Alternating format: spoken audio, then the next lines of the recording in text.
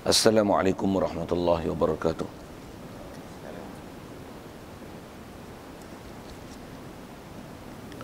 Alhamdulillahi rabbil alamin. Wassalatu wassalam ala asyrafil anbiya'i wal mursalin wa ala alihi wa sahbihi ajma'in. Subhanaka la ilma lana illa ma 'allamtana innaka antal alimul hakim.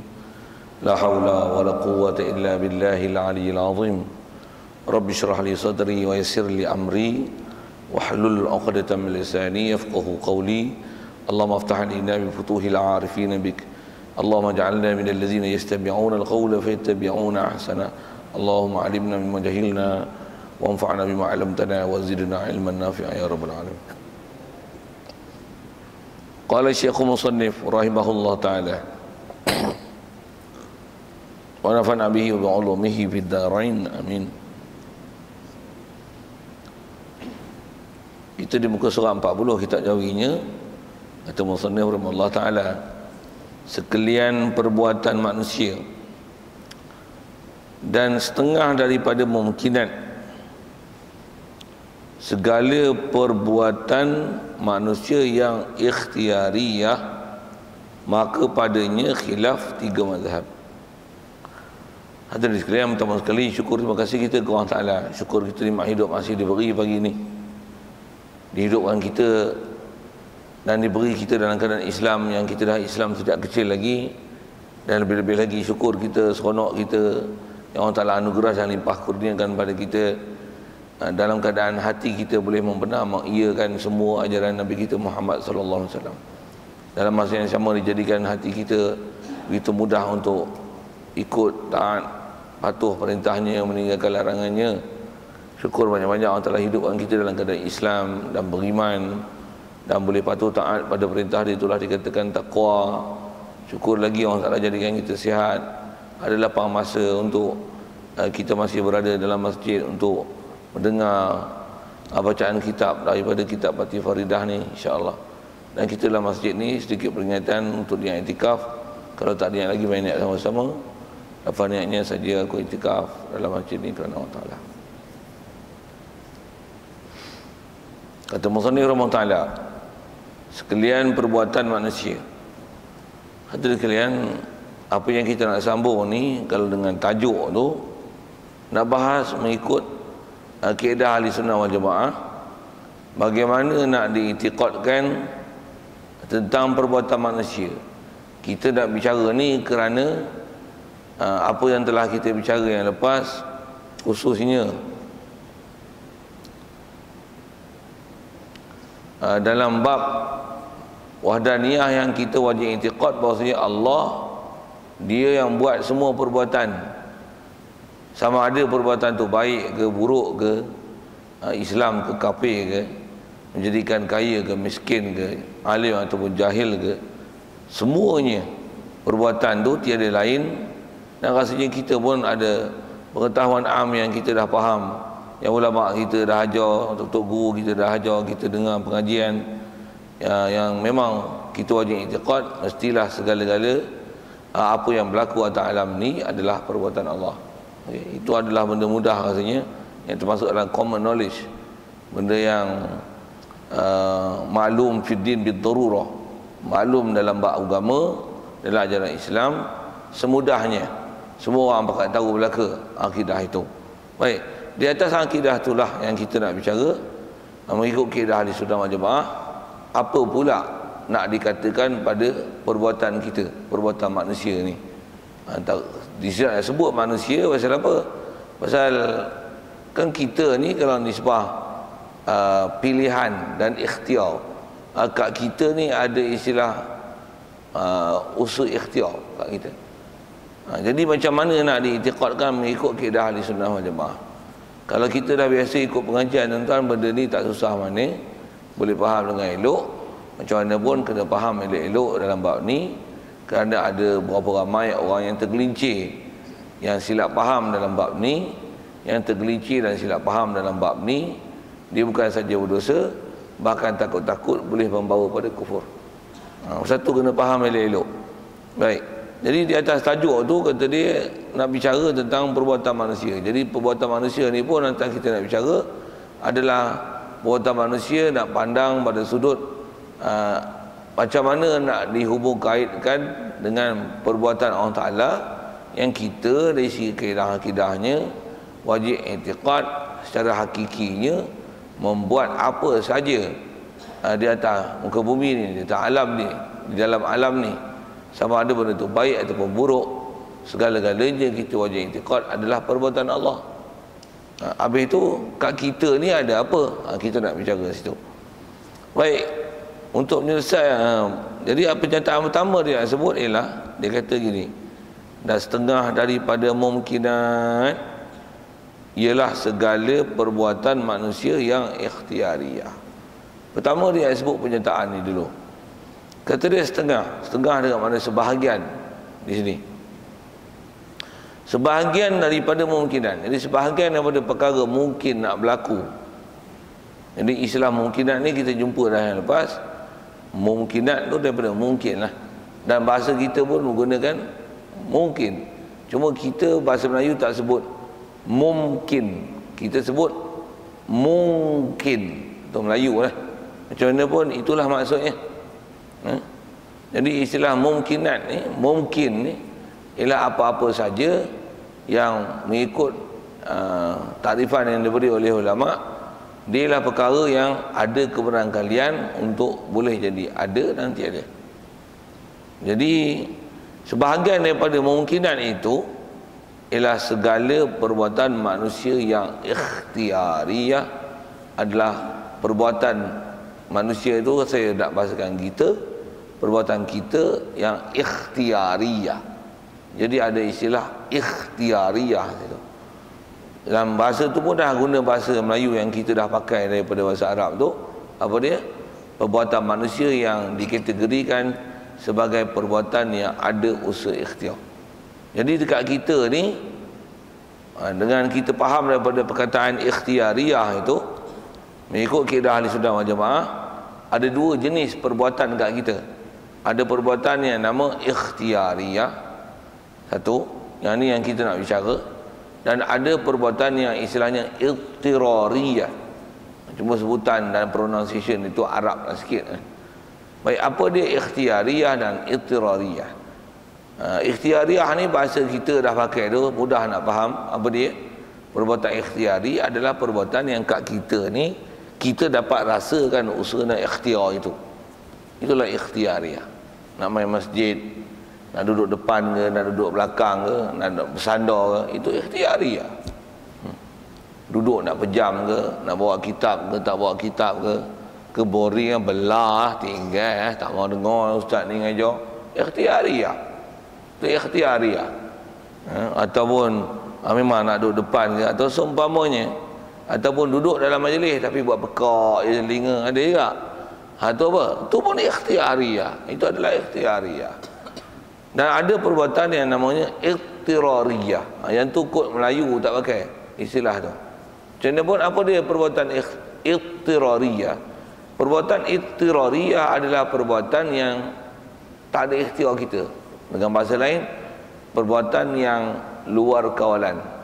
Bahasa lain juga, kod kalau payah faham itu, dia ialah aktiviti yang kita tak ambil peranan sikit pun, tapi perbuatan kita. Benda tu nisbah ke kita. Apa dia? Jantung kita bergerak, berapa tekanan darah sekarang, berapa kandungan gula dalam darah sekarang, itu kita tak campur kan? Tak campur. Sehari berapa kelip batu berapa kali mendapat udara masuk dalam badan, berapa banyak kandungan oksigen yang dapat diserap oleh darah, berapa banyak kandungan air yang terbebas melalui proses pernafasan. Tu tak ada kita masuk campur. Tapi itu adalah aktiviti kita, perbuatan kita, hasil daripada kita.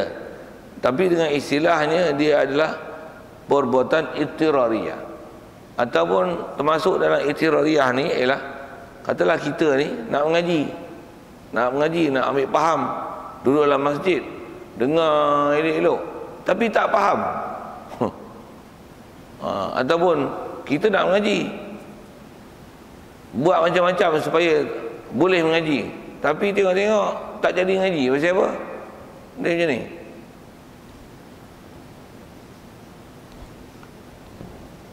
Dan jadi gitu tu bukan kita ikhtiar kan. Kalau memang kita ikhtiar, tu ikhtiari. Ustaz duk ajar tu ada. Ustaz duk ajar, kita blur diri kita. Itu ikhtiari. Yang ni tak ikhtiari, dengar elok tapi pasal mungkin letih ataupun terlalu banyak, terlalu konsentrasi dia jadi gini. Itu adalah irtirariyah.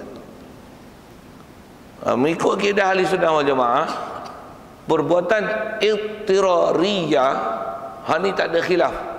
Dari segi bahas sama ada pendapat tu Mu'tazilah ke ahli sunnah wal jamaah ke Jabariyah ke, sepakat mengatakan dia ialah memang semutlaknya perbuatan Allah Ta'ala. Tak ada masalah, tak payah bahas tu. Siapa tak iktiraf tu bagi ayat begini je, bodoh. Orang putih semua dia kata, we didn't take parts to do all these things. Kita berlari, jantung kita laju, bukan kita yang laju kan. Jantung laju sikit, mana ada kita buat itu. Tak ada. Jadi siapa yang kata ataupun yang tak sepakat mengatakan bahawa itu adalah kita tak masuk campur, itu memang mutlak adalah perbuatan Allah Ta'ala semata-mata. Itu yang bubuh ayat tu bodoh ya. Baik, yang kita nak bicara ni perbuatan ikhtiariyah. Perbuatan ikhtiariyah ni lah yang kalau kita tak bicara mengikut kaidah ahli sunnah wal jamaah, dia akan faham mengikut apa yang common knowledge, yang kita tengok dengan mata kasar, dipaham. Dan pahaman tu adalah umumnya pahaman kafir. Apa pahaman kafir tak? Tanya orang kafir tak? Pasal apa kamu sihat? Katalah kita tanya tu Cina kata apa?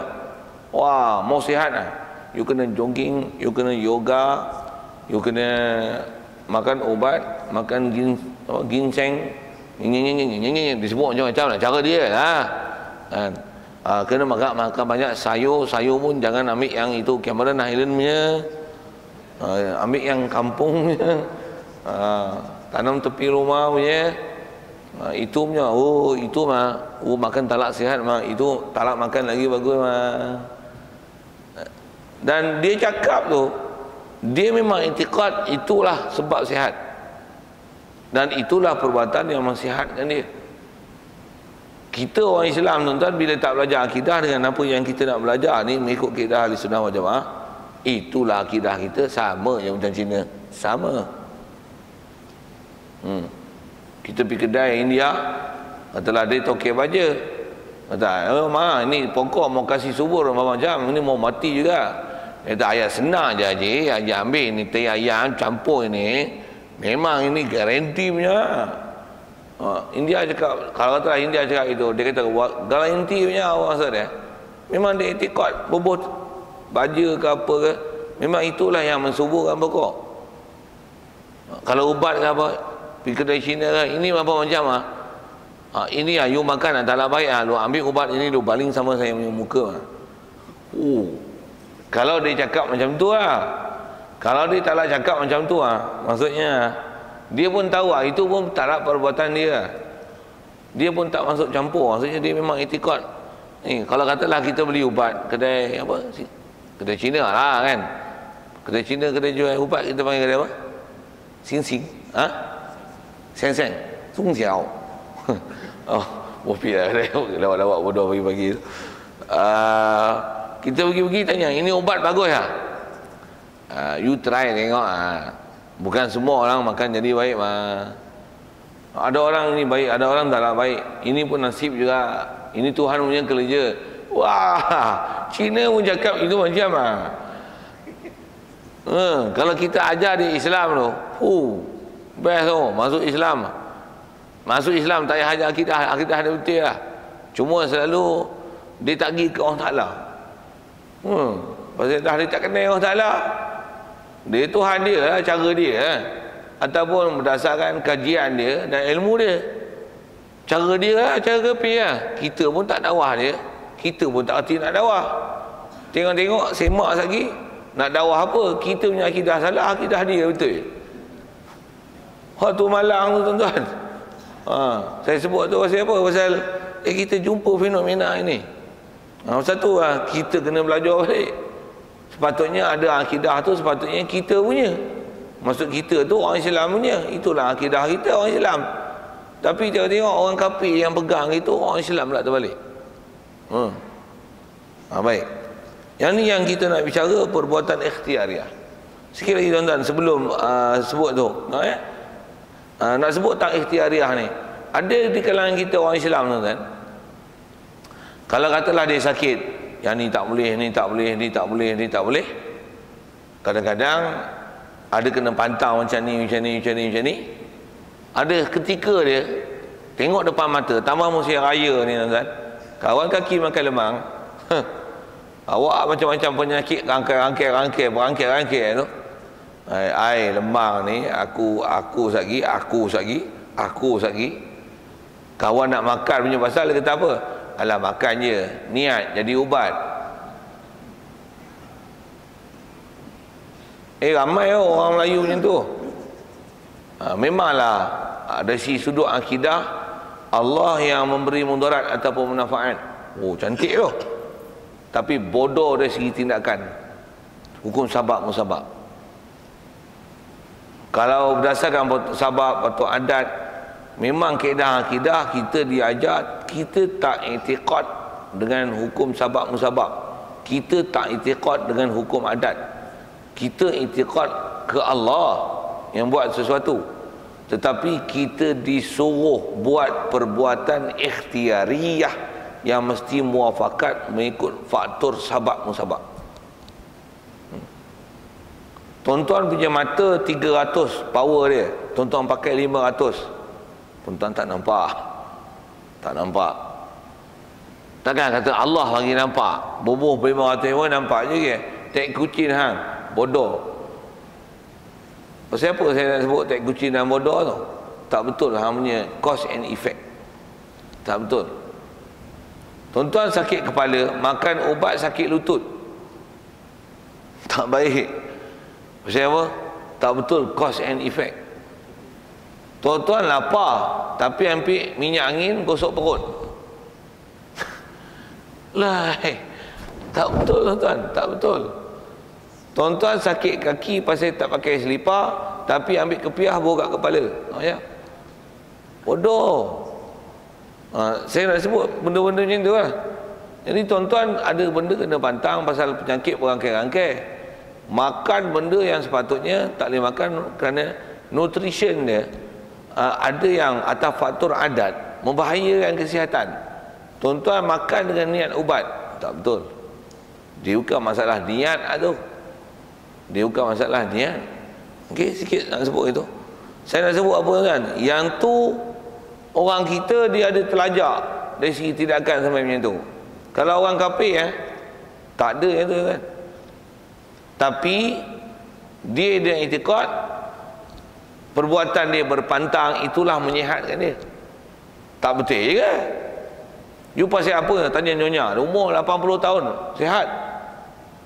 Nyonya ada sakit apa? Taklah sakit apa? Darah tinggi? Taklah. Pasal apa? Taklah. Wah, kita jaga pantang mah. Ini tak boleh, ini tak boleh, ini tak boleh, ini tak boleh, ini tak boleh, ini tak boleh. Pasal itu sihat. Taklah jaga pantang. Oh ya. Pagi makan tengah hari tumbang mah. Memang dia i'tiqad itu. Salah juga. Salah dari sudut akidah kita. Kalau dia memang i'tiqad gitu, kalau sebut atas faktor sabab, memang kita bercakap gitu. Tapi kalau orang yang tak faham dalam bab ketuhanan, dia tak sandar ke Allah Ta'ala. Tak sandar ke Allah Ta'ala. Jadi dia dari segi tindakan tu betul. Tapi dia i'tiqad sabab itulah beri mudarat ataupun manfaat ke dia. Kita orang Melayu ni dia ada bodoh sampai tahap tu. Yang tu yang bodoh. Tapi ada juga yang tak bodoh, tapi sama macam Cina tu. Pakcik nampak sihat je, kita amal tongkat Ali. Jadi pasal apa jadi sihat? Amal tongkat Ali, mai secawan. Pagi-pagi mai secawan. Contohlah kan. Tongkat Ali pasal mais cawan tu yang segera punya, radik. Dah minum ni, kadang-kadang dia guna macam ni pula. InsyaAllah sihat. Lapik insyaAllah. Tapi duk i'tiqad kalau aku tak minum, tombang aku. Oh, salah juga. Yang tu yang kita nak bicara, tuan-tuan. Macam mana kita nak betulkan kita punya kehidupan ni dengan akidah kita yang kata Allah buat semua, dengan usaha ikhtiar yang diberi ke kita. Dalam masa yang sama, macam mana kita nak tengok hubung kait antara perbuatan kita dengan perbuatan Allah. Yang ni yang nak bicara. Tu yang dia kata ada khilaf 3 mazhab. Disebut 3 ni pun atas pendapat yang masyhur lah, yang selalunya dibahas dalam bab akidah mengenai perbuatan manusia yang ikhtiariyah ini.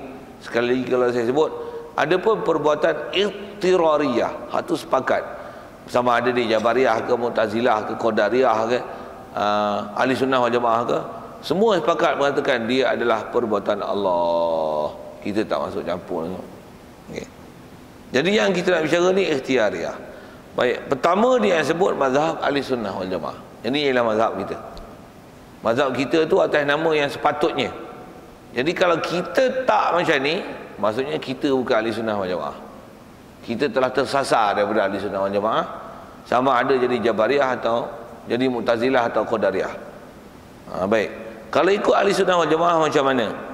Kata dia, inilah i'tiqad kita, kita ni kita yang sepatutnya, dan inilah i'tiqad yang betul, inilah yang tepat mengikut Al-Quran dan Sunnah.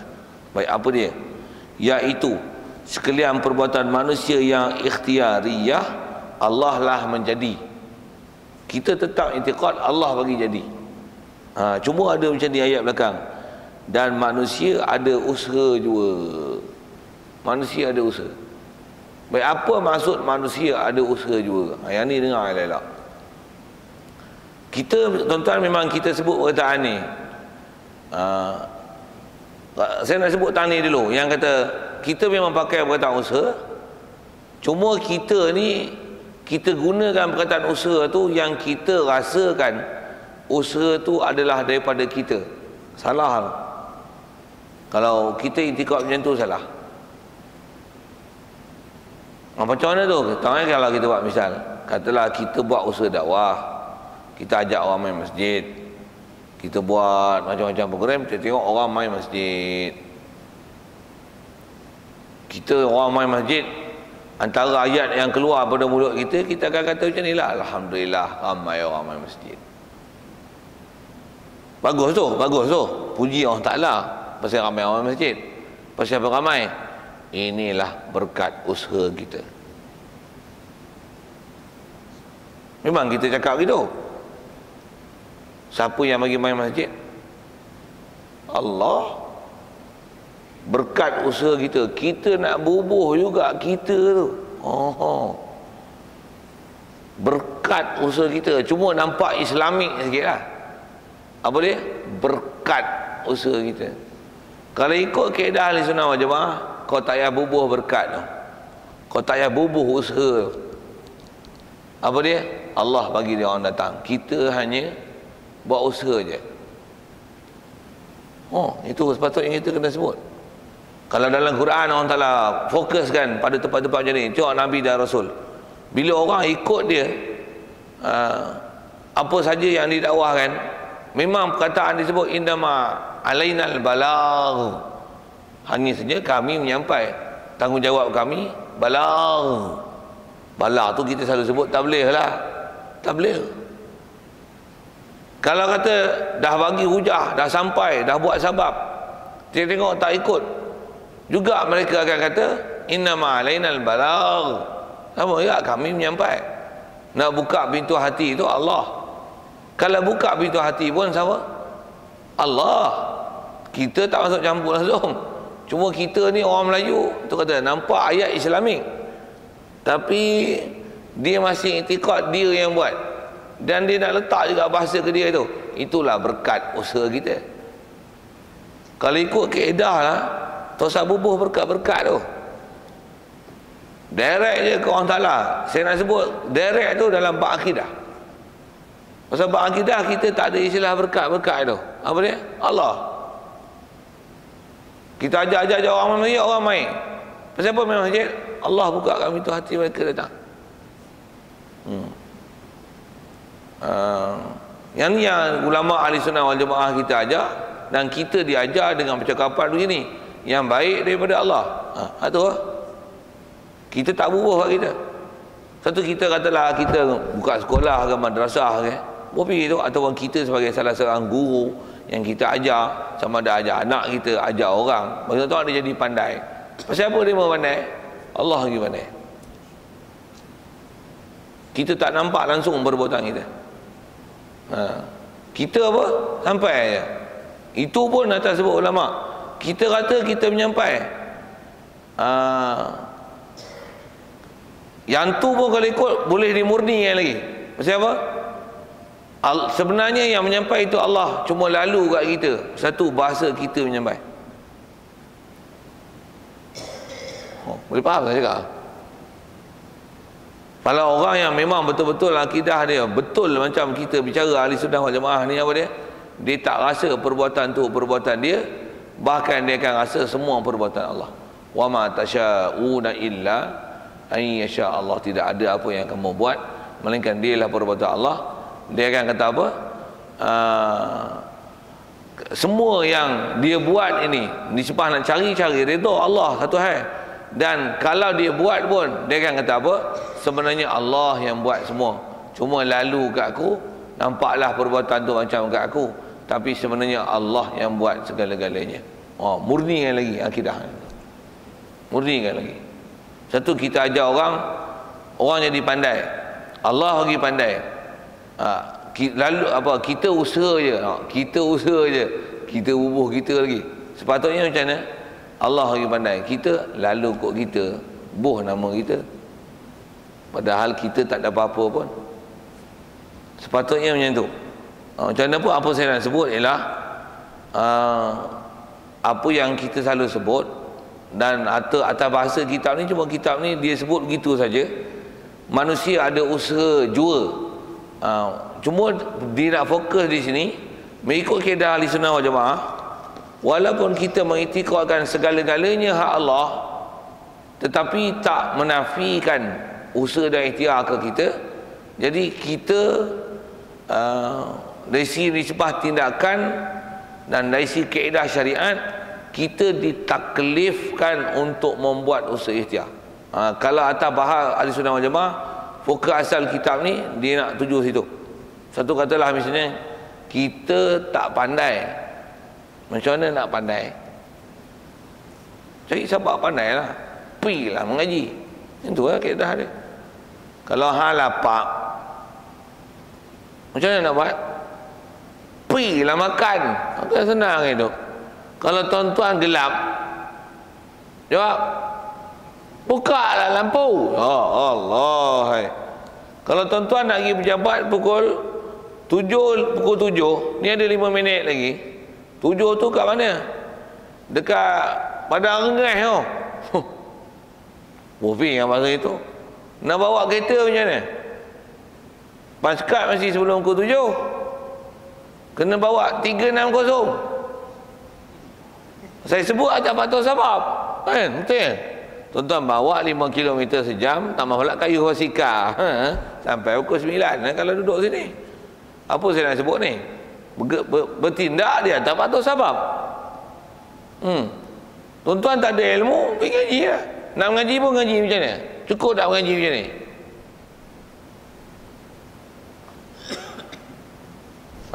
Dengar saya sebut, tuan-tuan lapar, memang kena makan. Nasi ada dalam talam, ada teridang, tapi tuan-tuan suap macam ni.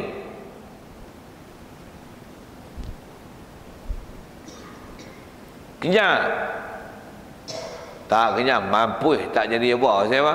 Tuan-tuan buat sabab tak kena, lorong dia tak betul. Cuma kita bab makan minum, bab ubat, bab pasang lampu, bab nak sejuk panas, kita punya ikhtiar kita buat betul. Tapi bab akhirat selalunya tawakal lebih, jadi jabariyah. Bodoh, tak mau mengaji. Pergi ngaji, tapi ngaji macam mana? Mampu taklim. Tak pandai kan? Masa tu pandai pula cakap akidah. Kalau Allah Ta'ala nak bagi alim, alim juga. Boy. Ni Jabariyah.